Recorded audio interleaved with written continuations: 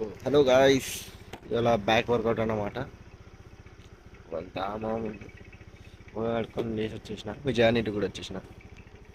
విజయ్ విజయ్ ఇవాళ నీ ఇబ్బలుతుందిరా.